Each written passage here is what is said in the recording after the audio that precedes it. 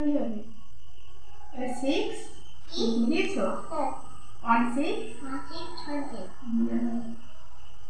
बंधुरा रोजकार मतो आज एक रेसिपि निये चले एसेछि। आज आमि बानाबो मात्र एक बाटी सुजी दिए जलेर भापे नरम तुलतुले केक। এটা বানানো খুবই সহজ আর এখন মেয়েরা বায়না করলো কিছু খাবে, এখন সেটা বানিয়ে দিচ্ছি। তাই ভিডিওটি প্রথম থেকে দেখুন বন্ধুরা, আশা করছি ভালো লাগবে। আটা করে লিখবে। তুমি তাহলে রাখো, আমি আসি।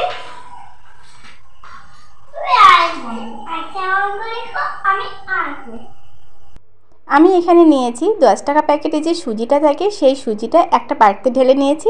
এখানে এক বাটি সুজি হয়েছে। প্রথমে এটাকে মিক্সি জারে মিহি করে নেব। তবে সুজি বন্ধুরা খুব বেশি কিন্তু মিহি হয় না, মানে একদম মিহি হবে না, একটু দানা দানা ভাব থাকবে, ঠিক এমনই। এরপর এটাকে একটা বড় বাটিতে ঢেলে নেব। এরপর এখানে দেব জল। যে বাটির মাপ করে সুজি নিয়েছি সেই বাটির মাপ করে এখানে এক বাটির একটু বেশি জল দেব। প্রথমে এটাকে ভালোভাবে মিশিয়ে নিতে হবে। এরপর এখানে দিয়েছি চিনি। সেই বাটিরই মাপ করে কিন্তু এখানে এক বাটি চিনি দিয়েছি। আপনারা কিন্তু মিষ্টিটা কম বেশি কমিয়েও বা একটু বাড়িয়ে দিতে পারেন। সামান্য নুন দেব। এরপরে দেব সাদা তেল প্রায় 5 টেবিল চামচ মতো। তেলটা দিলে কি হয়, কেকটা কিন্তু খাওয়ার সময় গলা একদমই শুকনো হবে না। লিখছো?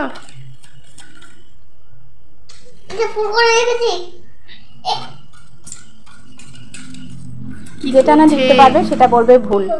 মেন কথা লিখতে পারছে না, তাই ওটাকে এখন আমি ভুল লিখেছি, সেটাই ও বলতে চাইছে। এরপর এখানে দেবো 100 গ্রাম গুঁড়ো দুধ। দুধটা অবশ্যই দেবেন বন্ধুরা, দুধটা দিলে কিন্তু কেকের স্বাদটা খুব সুন্দর আসবে।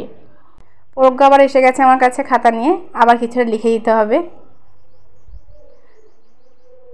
যাই হোক, ব্যাটারটা কিন্তু একটু ঘন করে বানাতে হবে। এটা আমার মাখানো হয়ে গেছে, এক সাইডে সরিয়ে রাখবো। আর আমি আগের থেকে এখানে মোলটা রেডি করে রেখেছি। এখানে সামান্য পরিমাণে সাদা তেল ভালোভাবে মোলটা লাগিয়ে রেখেছি। আর হ্যাঁ, নিচে একটা সাদা কাগজ দিয়ে রেখেছি।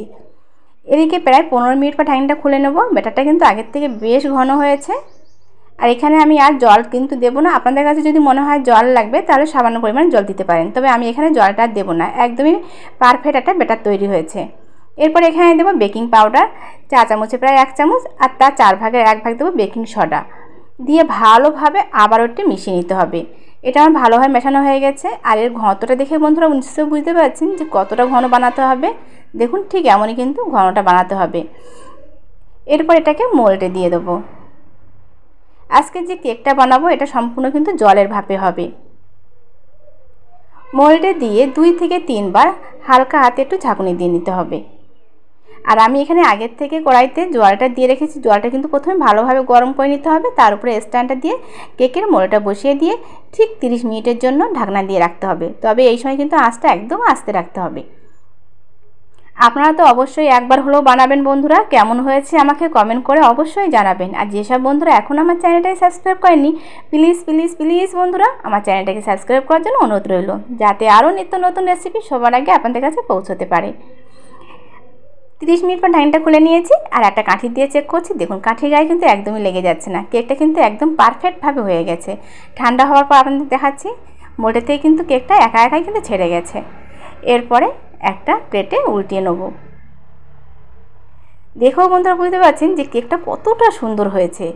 জলের ভাপে যে এত সুন্দর কেক হয় বন্ধুরা, হয়তো না বানালে আপনারাই বিশ্বাস করতে পারবেন না। আপনাদেরকে দেখাচ্ছি কেটে। এরপরে বাড়িতে থাকা সুজি আর চিনি দিয়ে ঝটপট বন্ধুরা আপনারাও কিন্তু বানিয়ে নেন। আর এই কেকটা বানিয়ে বেশ কয়েকদিন কিন্তু বাড়িতে রেখে দিতেও পারবেন। বাচ্চাদের টিফিন হিসেবে দিতে পারবেন। বিশেষ করে বাচ্চারা কিন্তু কেক খেতে ভীষণ পছন্দ করে।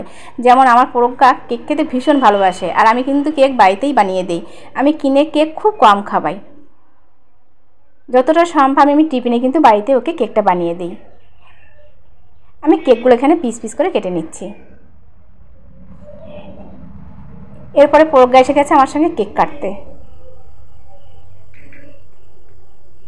ভালো লাগছে কেক কাটতে? হ্যাঁ, খুব ভালো লাগছে। হ্যাঁ, মজা পাচ্ছ?